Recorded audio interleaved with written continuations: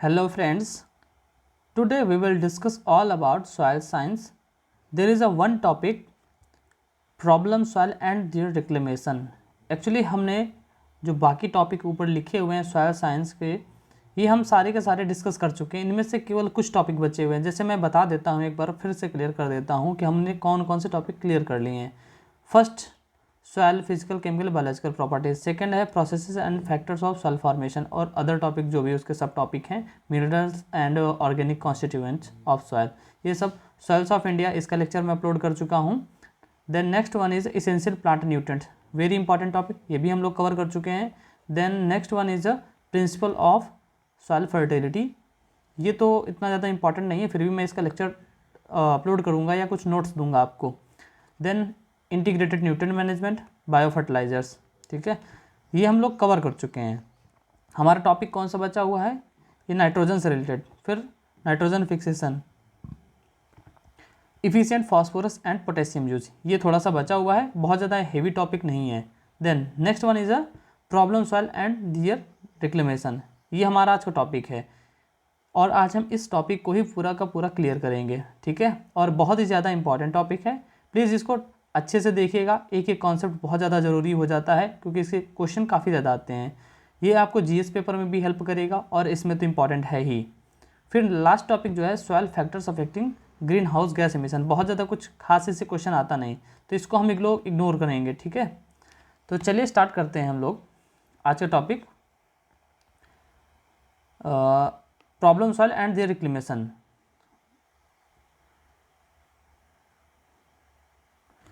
तो पहले हम लोग सबसे पहले डिस्कस कर लेते हैं PYQs। और आज हम ये जो लेक्चर है बाइलिंगुअल रिकॉर्ड करेंगे, ठीक है, बाइलिंगुअल रहेगा lecture. Then what are the topics which are asked frequently by UPSC and state PCS exams in agriculture optional paper 1? India status, what is the status of problematic soil? Distribution, what is the problematic soil and what is problem soil? Define. Okay, next one is a formation of salt affected soil and methods of reclamation. Means first of all you have to have idea problem soil, okay, then status, cause, then reclamation. These are the 4 categories you have to study, okay. Then problem soil and its impact on crop, basic सी चीज़ है कि इसका impact क्या होने वाला है crop पे, what is problematic for crop. Then characteristic, basically जो प्रॉब्लम सॉइल है उसके कैरेक्टरिस्टिक्स क्या हैं, ओके। फिर agronomic practices for management, means we can use amendments and other methods, but specifically they ask in IFS and civil services what are the agronomic practices for the management of problematic soil, okay. So let's move, अब समझते हैं problematic soil. What is problematic soil? Means there may be constraints, okay, in the soil for while cultivation. Means basically the soil which have serious physical and chemical limitations to the cultivation, okay. ऐसी soil जिसमें से हम cultivation करते हैं तो problem हो जाती है या यील्ड नहीं आती, कुछ ना कुछ प्रॉब्लम है, ओके, वो प्रॉब्लमेटिक सॉइल होती है। इसको प्रॉपर वे में डिफाइन करें तो the soil which possess characteristic that make them economic for the cultivation of crops without adopting proper reclamation measures are known as problematic soil. This is the basic definition. For your understanding, I can again tell you, a soil which have physical and chemical limitations to the cultivation is called as a problematic soil. Means the soil, it is not suitable for cultivation, so it is called as problematic soil. What are the types of problematic soil? Okay, there are several types. Let me explain. Salt affected soil, जिसमें से salt का content काफ़ी ज़्यादा होता है. Then acidic soil, eroded soil. Means erosion affected soil, erosion affected वाली soil है, इसके बारे में आगे जो soil and water conservation lecture है उसमें भी हम डिस्कस करेंगे इसके बारे में।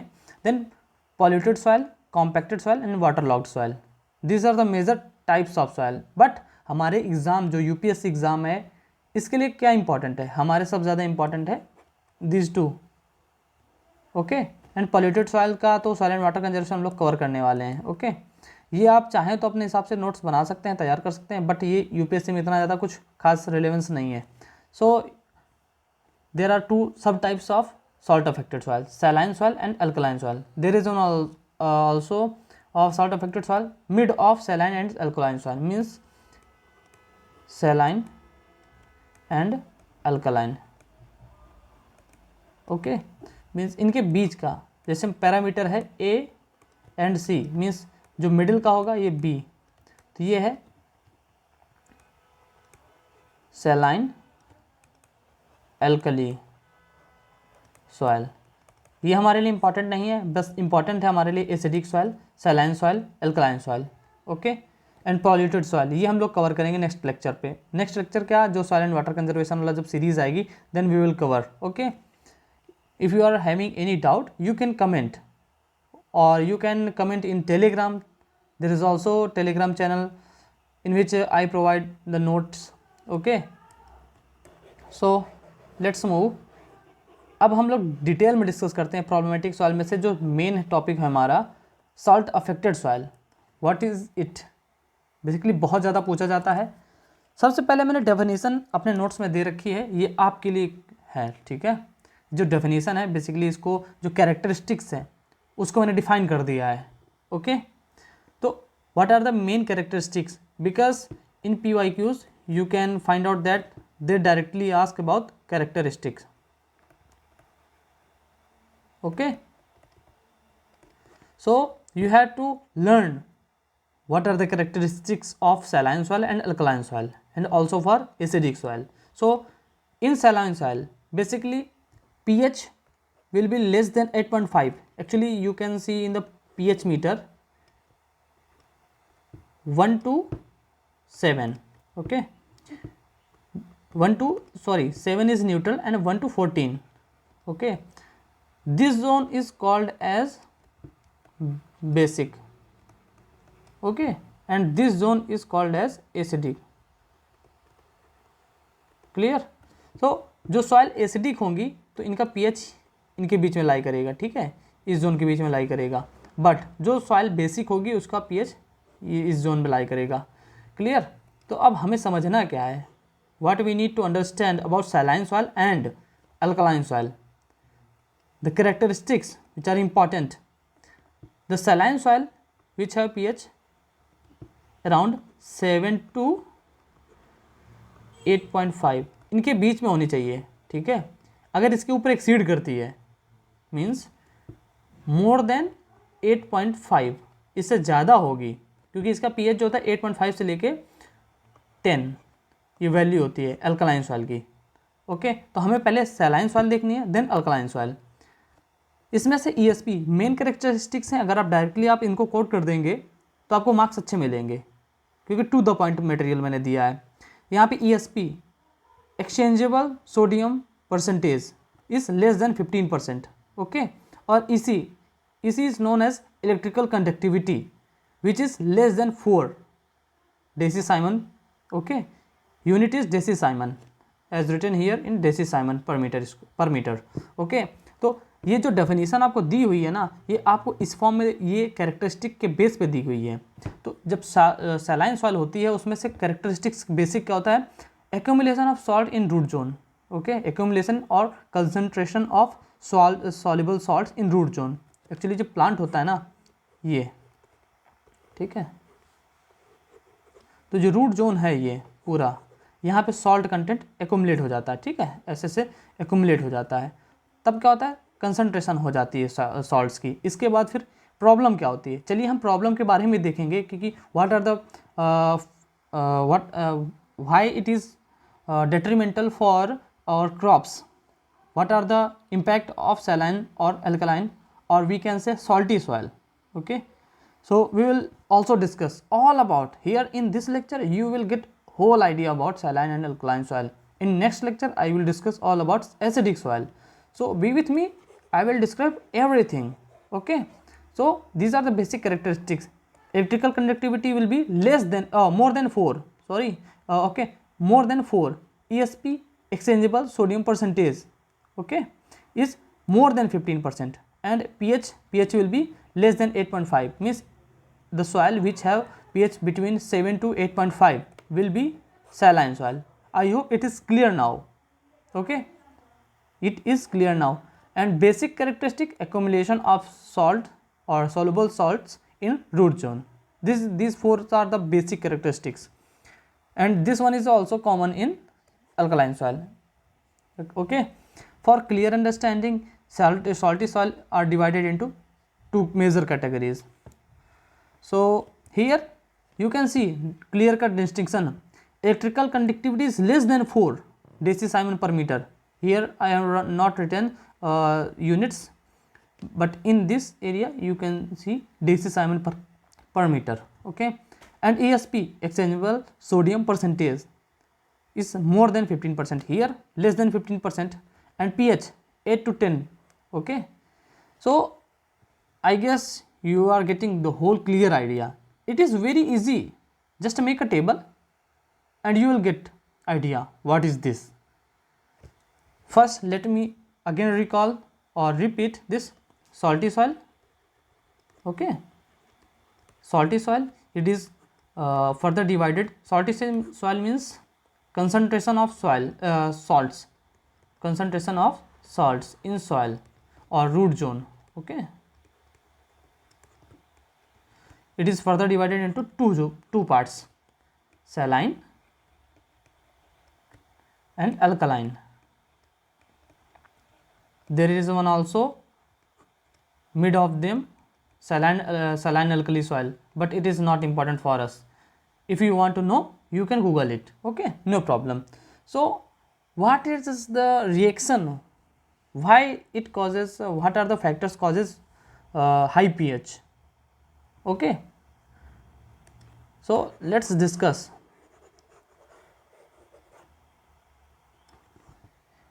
Please read all the content which I have written, because I have written all the important topics, important notes for your understanding, clear understanding, and you can directly clear cut copy paste. Okay, आप मेरे जो notes हैं ये आपको directly copy paste कर सकते हैं, अपने कॉपी में रेप्लिकेट कर सकते हैं, कभी प्रॉब्लम नहीं होगी, आपको मार्क्स कभी कटेंगे नहीं, बट डिपेंड करता है कि आप किस हिसाब से यूज़ कर रहे हैं. You have to wisely use your the content which I am providing you. And please again I am notifying that there is a telegram channel. Okay, in description. ठीक है, आप डिस्क्रिप्शन में जाके आप टेलीग्राम चैनल ज्वाइन कर लीजिए, वहाँ पे मैं नोट्स अपलोड करता रहता हूँ. ठीक है, क्योंकि बहुत सारे न्यू कैंडिडेट्स होते हैं, वो आते हैं बट उन्हें पता नहीं होता, तो कंटेंट फिर पूछते हैं, तो आप टेलीग्राम जो है चैनल है हमारा, वहाँ पे ज्वाइन कर सकते हैं. ठीक है, देन रिएक्शन क्या है. अब मान लीजिए सॉल्ट है, सोडियम क्या है, सॉल्ट, फिर carbonate and water, reaction sodium OH in salty soil, OH content is more. Okay, OH ion is more. ठीक है, higher content of OH. Then it forms bicarbonate, H2CO3. It is the formula of bicarbonate, and basically this is causing high pH.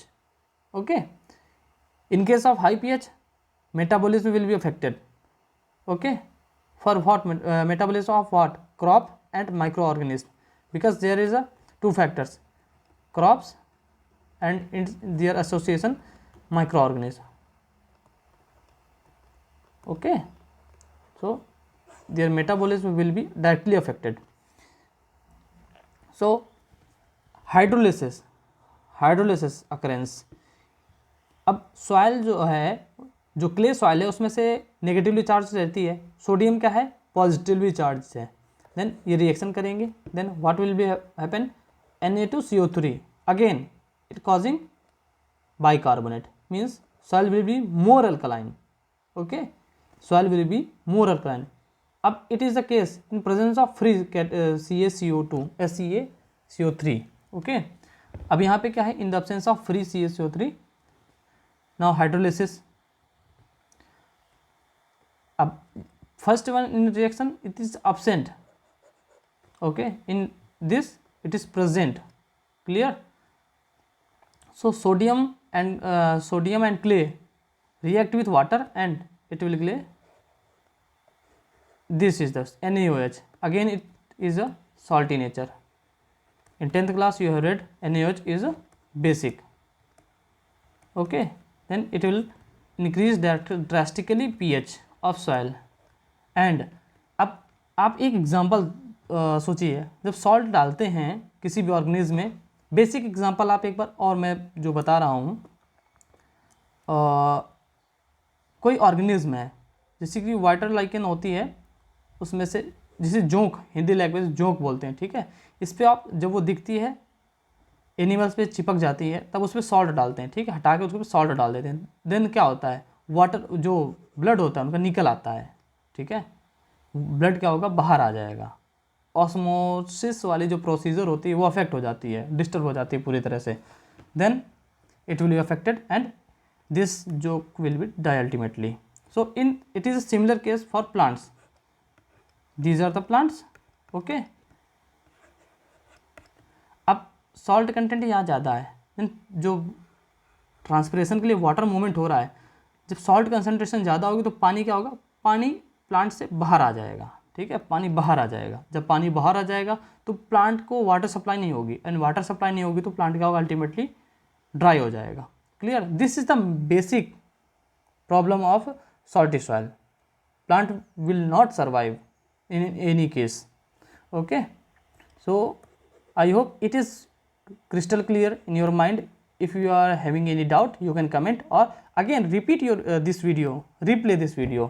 Okay, I have to teach in a very easy way. Okay, so let's move. Formation of saline soil. Okay, this is also for similar to acidic soil. Okay, okay, sorry, acidic, not acidic, alkaline and saline. I have not written here.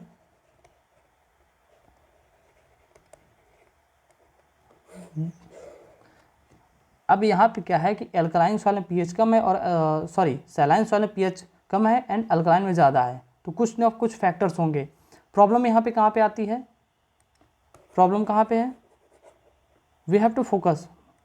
Actually formation भी पूछते हैं PYQ, उसमें PYQs आप देखेंगे तो formation, what is the formation of saline soil और alkaline soil, you can directly replicate it. Accumulation of salt in root zone, the basic fundamental concept about this, accumulation of salts in root zone. Then low rainfall, okay, in low rainfall and poor drainage, irrigation with salt affected water. These are the basic factors for formation of saline soil. I will again describe in detail everything. Okay, it is clear. These are formation of saline soil and alkaline soil. Stages of formation: first one is salinization. Okay, salinization, then saline alkaline soil and alkalinization. First one is a means in simple way, पहले saline soil बनेगी, ठीक है, पहले saline soil then saline alkaline, जो मैंने बताया था कि मिड की सॉइल है, देन अल्कलाइन सॉइल. ओके, ये प्रोसीजर रहता है. Now status, it is very important to know about the status because you can directly quote. Okay, you can directly quote in your paper. Total salt affected soil is this, saline soil is this and sodic soil. One thing, alkaline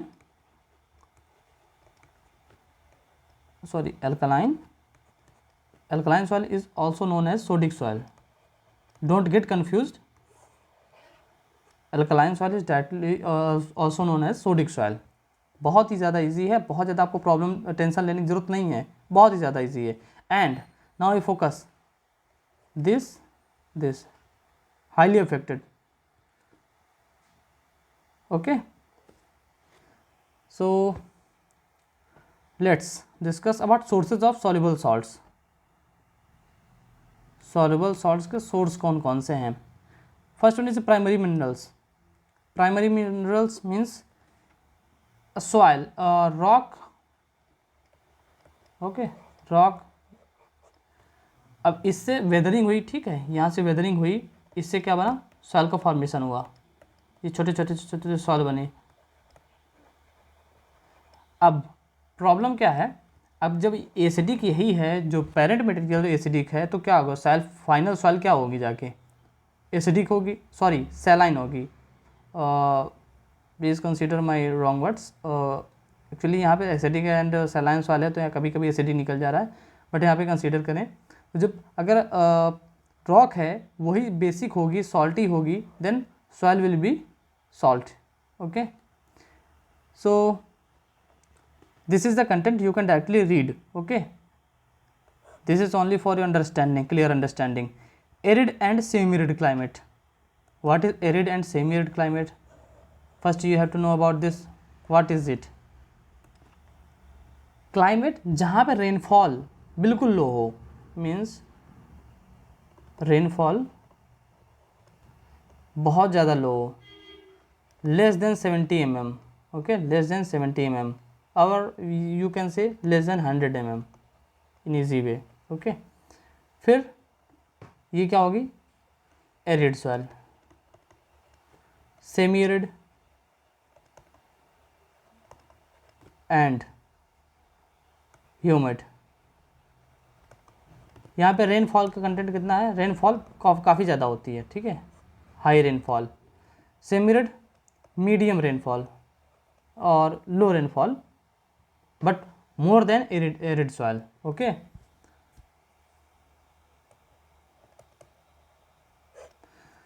तो आपको ये समझने की जरूरत है कि semi arid, arid, humid, ये soil कैसी होती हैं, ये क्या होती हैं, ठीक है.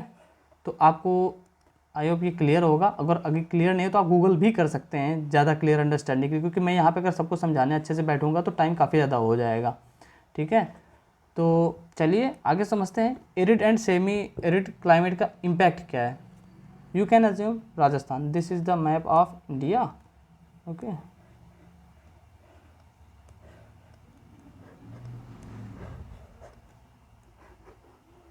ठीक है, ये राजस्थान वाला एरिया है. अब राजस्थान, इधर गुजरात है, इधर कुछ पार्ट एमपी का है, कुछ पार्ट यूपी का है, और कुछ पार्ट यहाँ पे हरियाणा का, ठीक है. तो ये जो मेन एरिया है, कौन सा? ये मेन एरिया है. यहाँ पे क्या है? राजस्थान में इशू क्या है? रेनफॉल बहुत ही कम है, वाटर अवेलेबिलिटी बहुत कम है, जिसकी वजह से क्या होता है? सैंड इशू, सैंड काफ़ी ज़्यादा है कंसनट्रेशन वहाँ पे, ठीक है. सॉइल की प्रॉपर वेदरिंग नहीं हो पाई, क्योंकि मेन कंस्ट्रेंट है सॉइल मॉइस्चर का, इस वजह से वेदरिंग नहीं हो पाई. यहाँ पे सॉल्ट जो है, पेरेंट मटेरियल जो है सॉल्टी है. ओके, जो रॉक्स हैं सॉल्टी नेचर की हैं, तो उससे वजह से सॉइल का फॉर्मेशन क्या हुआ है? सॉल्टी टाइप की सॉइल. तो यहाँ पे और प्रॉब्लम क्या है? जब रेनफॉल होती है, एक लेवल है, ठीक है, जब रेनफॉल होती है, ठीक है, यहाँ पे जो सॉल्ट का कंटेंट होता है, ठीक है, वो धीरे धीरे, जब रेनफॉल अच्छी खासी हो रही तो धीरे धीरे नीचे चला जाता है, और ये जो जोन है ये सॉल्ट फ्री हो जाता है, ठीक है.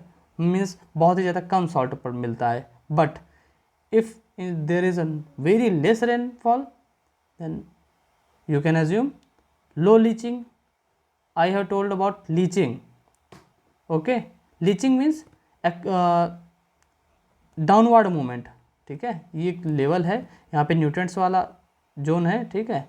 अब लीचिंग में क्या, वाटर रेनफॉल रन ऑफ होगा और कुछ पेनिट्रेशन होगा, परकुलेट होगा, तो न्यूट्रिएंट्स का साथ में क्या होंगे? नीचे चले जाएंगे. तो ये न्यूट्रिएंट की लीचिंग आउट हो रही है. उसी तरह सेम प्रोसीजर में क्या है कि जो एक्यूमुलेटेड सॉल्ट है ये भी नीचे जा रहा है, परकुलेट हो रहा है, रूट जोन से नीचे जा रहा है, below root zone it is going. Okay, so इतना क्लियर होगा आपको. तो यहाँ पे आप समझ सकते हैं arid and semi arid climatic condition में सॉल्ट कंटेंट ज़्यादा रहता है, क्योंकि लीचिंग आउट नहीं हो पाती ज़्यादा सॉइल की. क्लियर. चलिए आगे समझते हैं ग्राउंड वाटर.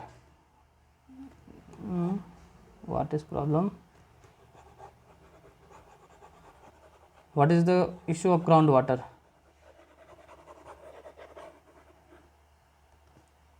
अब ग्राउंड वाटर जो है, ठीक है, यहाँ पे कुछ ग्राउंड वाटर ऐसा है, ये रूट जोन वाला एरिया है, ठीक है, यहाँ पे क्रॉप ग्रो रही है। अगर ग्राउंड वाटर यहाँ पे है, अब ये भी सॉल्टी है, अब फिर इससे इरीगेशन हो रहा है, ठीक है, अगेन इरीगेशन ऐसे हो रहा है, तो फिर ये क्या होगा, सॉल्ट अक्यूमुलेशन अगेन हो जाएगा, ठीक है। तो ग्राउंड वाटर अगर सॉल्टी है तो प्रॉब्लम क्या होगा, सॉल्युबल सॉल्ट फिर से सॉइल में अक्यूमुलेट हो जाएंगे। क्लियर। देन ओशियन और सी वाटर, अब the areas which are nearby of ocean the soil will be saline or alkaline. The basic reason behind the water of ocean is salty. Clear? This is the basic funda. Irrigation water, irrigation. अब over irrigation मान लीजिए, फिर से example में समझाता हूँ कि ये जोन है, यहाँ पे सॉल्ट एकुमुलेटेड है। अब इरीगेशन करेंगे तो कुछ लेवल तक फिर क्या होगा, ये सॉल्ट नीचे चले आएंगे, ठीक है, यहाँ तक आ गए, ये रूट जोन है, ठीक है। अब रूट जोन से क्या होगा, ये न्यूट्रिएंट्स सॉल्ट जो है नीचे चले आ रहे हैं, ठीक है। अब इरीगेशन, ओवर इरीगेशन जब करेंगे तो फिर क्या होगा, वाटर यहाँ पर आएगा, जब यहाँ पर आएगा तो कुछ कैपिलरीज बन जाती हैं, तो फिर वापस ये रिवर्स हो जाएगा और रूट जोन में फिर से एक्युमुलेट हो जाएगा। तो ओवर इरीगेशन वाला इशू है, इसको कंट्रोल करना चाहिए, ओवर इरीगेशन करना नहीं चाहिए। यही प्रॉब्लम है कि आज के टाइम पे जो पंजाब वाला और हरियाणा वाला एरिया है, ग्रीन रेवोल्यूशन तो हुआ, वहाँ पे इरीगेशन जो करते हैं, इरीगेशन ओवर इरीगेट कर देते हैं क्रॉप को, जिसकी वजह से क्या होगा, प्रॉब्लम सैलाइन सॉइल की हो जा रही है, ठीक है। पॉल्यूशन का लेवल काफ़ी ज़्यादा है, वहाँ हाई हो गया है पंजाब एंड हरियाणा में, ठीक है। तो यही इशू है मेन ओवर इरीगेशन का। तो प्रॉपर इरीगेशन करना चाहिए और ड्रेनेज फैसिलिटी मेंटेन रखना चाहिए। अब सॉल्ट ब्लोन बाय विंड, तो ये बेसिक ही है, कुछ जो एरिड वाला एरिया आ जाए, एरिड सेमी एरिड वाला जोन है, वहाँ पे इशू ज़्यादा रहता है, खासकर जैसे राजस्थान। अच्छा, मैंने जैसे बताया ना अभी मैप में, राजस्थान वाला और उसके आसपास के adjacent areas will have arid and semi arid type of climate. Okay, then excessive use of back fertilizers, sorry salty या basic fertilizer है, this is the main factor behind salt content or pH. Okay, as we have read in our reaction chain. Okay, तो sodium nitrate, अब ये क्या है, main nitrogen का source है। अगर बेसिक स्लैग एंड ये सब क्या है, अगर यूज़ करे जाएंगे तो क्या होगा, पीएच हाई होगा और सॉइल अल्कलाइन और सैलाइन होगी।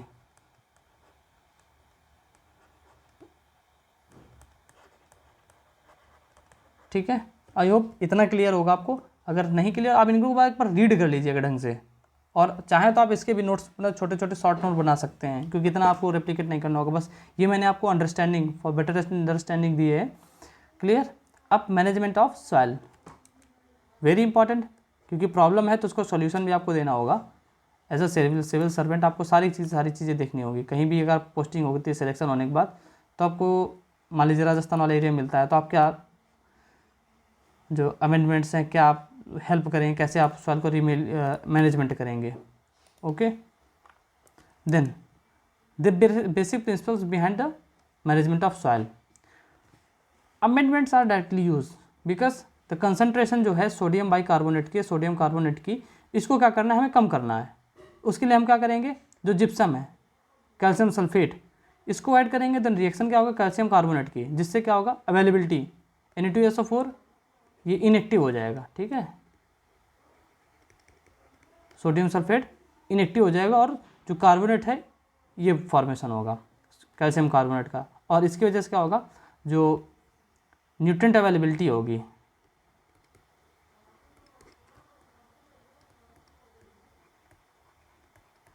वो ज़्यादा हो जाएगी। ठीक है, सेकंड केस क्या है, सोडियम बाइकार्बोनेट, इसमें भी जिप्सम डालेंगे, देन क्या होगा, कैल्शियम बाइकार्बोनेट का फॉर्मेशन होगा। ठीक है, and sodium plus soil calcium carbonate, sorry gypsum, ये हम ऐड करेंगे तो कैल्शियम की अवेलेबिलिटी हो जाएगी, सॉइल फ्री हो जाएगी, सॉइल में कोई सोडियम का कंटेंट उतना अवेलेबल नहीं रहेगा डायरेक्टली, और सोडियम सल्फेट बनेगा। देन दोनों क्या करेंगे, इससे क्या होगा, जो न्यूट्रिएंट की अवेलेबिलिटी है और पीएच का इफेक्ट है वो डायरेक्टली क्या होगा, कम हो जाएगा। ओके, देन अमेंडमेंट्स कौन कौन से यूज़ करते हैं, gypsum first one iron pyrite, calcium salt.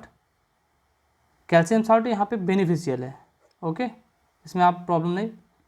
Then universal thing is organic manure, FYM, जिससे क्या होगा, जब ऑर्गेनिक मैन्योर जो वो डालते हैं तो उसमें ह्यूमिक एसिड का फॉर्मेशन होता है, और एसिड फॉर्मेशन होगा तो क्या होगा, सॉल्ट का जो इफेक्ट है वो कम होगा। Then leaching with good water quality, ठीक है। अब अच्छे वाटर से आप क्या करेंगे, लीचिंग, जैसे मैंने लीचिंग वाला बताया था ना, ये प्रोसीजर जिस रूट जोन से डाउनवर्ड मूवमेंट होता है, ठीक है। अदर प्रैक्टिसेस, अब आपके एग्रोनॉमिक में जैसे बताया गया था ना, ग्रीन मैन्योरिंग करें, high dose of NPK you can apply this, and apply zinc at initial stage of crop in sowing, ठीक है, frequent irrigation, this are the agronomic practices. This is also application of FYM, okay. So this is the reason behind this is the basic concept of soil management. Other methods, अब मैंने फिर से again इसको कुछ parts में divide किया है, जो आप डायरेक्टली नोट्स में या डायरेक्टली एग्जाम में आप लिख सकते हैं। स्क्रैपिंग, जो सॉल्ट वाला एरिया, मान लीजिए सॉल्ट सॉइल है, थोड़ा थोड़ा ये है, ठीक है, अब बाकी सॉइल आपकी अच्छी है, ठीक है, तो आप क्या करेंगे, ये वाले स्क्रैप करा के हटा देंगे, तो आपको बेटर क्वालिटी की सॉइल होगी वो मिल जाएगी, ठीक। फिर फ्लशिंग कर सकते हैं आप, जैसे हाई क्वालिटी वाटर के साथ, या लीचिंग कर सकते हैं आप, ठीक है। फ्लशिंग या लीचिंग एक ही बात है। अब फ्रेश वाटर से आप क्या करेंगे, यहाँ पे लाएंगे, ये एरिया है रूट जोन वो वाला, फ्रेश वाटर से इरीगेशन करेंगे तो ये क्या होगा, नीचे चला जाएगा रूट जोन से ज़्यादा नीचे, फिर क्या होगा, आपको जो क्रॉप ग्रो करने के लिए अवेलेबल हो जाएगी सॉइल। देन एग्रोनॉमिक मेजर्स, आप क्रॉप को सिलेक्टिवली यूज़ कर सकते हैं, जो जैसे कि सॉल्ट टॉलरेंट कौन कौन सी क्रॉप है, barley, sugar beet, date palm, and one is very important, potato. जहाँ सॉल्ट का कंटेंट ज़्यादा हो वहाँ पे इनको ग्रो करिए, आराम से ग्रो कर लेंगे। हाईली टॉलरेंट क्रॉप, और moderate tolerant mustard, coconut, spinach, amaranthus, guava, ber, ठीक है, बेर तो आपको दिख जाएंगे एरिड रीजन में। Semi tolerant ash gourd, bitter gourd, brinjal, cabbage, ये आप कर सकते हैं, क्लियर। फिर method of raising plants, plants को सबसे पहले क्या करना चाहिए, हमें डायरेक्ट सोविंग नहीं करनी। ट्रांसप्लांटिंग वेरी इंपॉर्टेंट, क्योंकि अब नर्सरी में क्या करेंगे, प्लांट ग्रो, सीड डालेंगे, वो ग्रो करेगा धीरे, ठीक है, रूट्स बनेंगे। अगर डायरेक्टली आप सैलाइन सॉइल में या अल्कलाइन सॉइल में ग्रो कराएंगे तो क्या होगा, इशू क्या होगा, हो सकता है जर्मिनेट ही ना करे, बट यहाँ पे क्या होगा, अब सीड मिल गया, ठीक है, पौधा बन गया, सैपलिंग आप लाए, डायरेक्टली सॉइल में जाके ग्रो करा दिया, तो उसकी कैपेसिटी ज़्यादा होगी, वाइगर ठीक होगा, ग्रो कर सकता है। Then wild root stock, wild root stock मतलब जो सैलाइन सेंसिटिव ना हो, क्वालिटी उसकी अच्छी हो और टॉलरेंट हो, वो रूट स्टॉक यूज़ कर सकते हैं। अब रूट स्टॉक का आई होप इतना पता होगा आपको, लेकिन नहीं पता तो फिर मैं बता देता हूँ।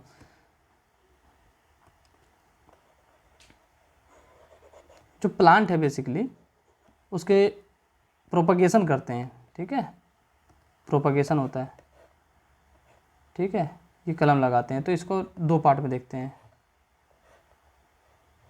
ठीक, रूट स्टॉक,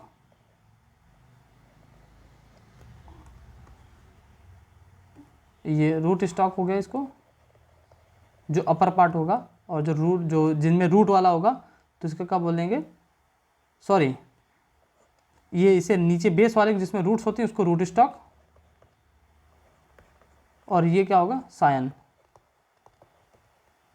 आई होप इतना क्लियर होगा आपको, इसमें रूट्स रहती हैं, ठीक है, और जो रूट स्टॉक होता है उसमें हम प्लांट, जो फॉरेन प्लांट होता है उसको यूज़ करते हैं, okay. Irrigation practices you can use, okay, means follow furrowed और ड्रिप इरीगेशन बेसिकली, एंड सब surface irrigation, it is very important for in these type of soils. Frequency of irrigation should be increased, okay. Use of mulching material to prevent evaporation loss. I hope इतना clear होगा। अब what are the bad impacts of salt affected soil? Crop में क्या issue होता है, first one is low availability of nutrients to in soil, ठीक है, to the plants, sorry यहाँ पे प्लांट्स है, then low availability of water, because water का मैंने केस बताया था, वाटर प्लांट में जाता ही नहीं है और सॉल्ट की वजह से बाहर ही रह जाता है। इसी इलेक्ट्रिकल कंडक्टिविटी की वजह अफेक्ट होता है। देन ऑस्मोटिक प्रेशर होता है, वो प्रॉब्लम अफेक्ट हो जाता है। Then specific salt toxic effect of ions, metabolism disturb हो जाता है। Clear? Disturbance of metabolism procedure and abnormal growth of plants, sodium and potassium may absorb normal nutrition of plants. Clear? These are the basic impact of soil on crop and its impact on soil. Soil aeration, low microbial activities, unavailability of nutrients. Clear? Disturbance of osmotic pressure, soil compactness and soil toxicity. Soil toxicity means nutrient toxicity. Nutrient toxicity. I hope इतना clear होगा आपको। और हम लोगों ने क्या क्या पढ़ा, अब नेक्स्ट हमारा लेक्चर एसिडिक सॉइल पे होने वाला है। ठीक है, हम लोगों ने एक बार रिवाइज कर लेते हैं जो सॉल्ट सॉइल के बारे में पढ़ा। ठीक, तो salt affected soil, problematic soil, salt affected soil, saline and alkaline soil. इसके दो टाइप्स होते हैं। कैरेक्टरिस्टिक्स हमने देखी, जो मेन कॉज क्या होता है, किस वजह से ये हाई पीएच हो जाता है। देन फॉर्मेशन ऑफ सैलाइन और अल्कलाइन सॉइल, कैसे फॉर्मेशन होता है, स्टेजेस क्या होते हैं फॉर्मेशन की, स्टेटस देखा हम लोगों ने। देन सोर्सेस या genesis of soluble salts. Okay, salt affected soil. तो हम लोगों ने ये सारी चीज़ें कवर कर लिया। अब मैनेजमेंट भी देखा और प्रैक्टिसेस, कौन कौन सी प्रैक्टिसेस होती हैं। और जैसा हमारे एक सब्सक्राइबर ने बोला था कि सर आप PYQs के हिसाब से पढ़ाइए, तो मैंने उस हिसाब से आपको कंटेंट देने की कोशिश करी है पूरी। और हालांकि मैं कोशिश यही करता हूँ कि जो रिलेवेंट टॉपिक है वही मैं आपको प्रोवाइड करूँ। ठीक है, ताकि आपको ज़्यादा परेशानी ना हो और आप अच्छे से अच्छे मार्क्स गेन कर सकें। आई होप इतना क्लियर होगा आपको। तो ये सारे टॉपिक हम लोगों ने आज क्लियर किया। So thank you very much for watching this lecture. मिलते हैं हम लोग नेक्स्ट वीडियो पे एसिडिक सॉइल। फिर जो बचे हुए टॉपिक हैं वो भी हम कवर कर लेंगे, जैसे नाइट्रोजन से रिलेटेड थे टॉपिक कुछ, nitrogen use efficiency, potassium use efficiency, ये सारे के सारे हम लोग कवर करेंगे। अगर आप मेरे वीडियो पे नए हैं तो प्लीज़ टेलीग्राम चैनल ज़रूर सब्सक्राइब कर लीजिएगा, ताकि आपको नोट्स और अदर मटेरियल्स जो भी हैं, क्योंकि मैं अपने टेलीग्राम चैनल पे कुछ इंपॉर्टेंट कंटेंट सेंड करता रहता हूँ, वो आपको मिलता रहेगा। So thank you so much for watching this video.